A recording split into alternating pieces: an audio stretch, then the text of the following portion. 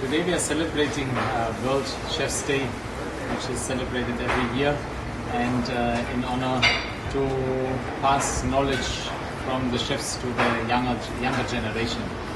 We invited today higher secondary 12th grade students, and the objective is to make a healthy wrap and roll the healthy way is the logo. So we wanted to inspire the student to prepare a healthy wrap and to cook it from scratch in our institute. So we were not interested in students to cook at home and bring their stuff for us to evaluate. We want to see the student, how he works, how he creates, how he organizes himself, and how he plates, and all the full process. I'm happy to be here at the VM Salgaocar's Institute of Hospitality, and what a wonderful program they've organized, which is a concept of wraps in a healthy way.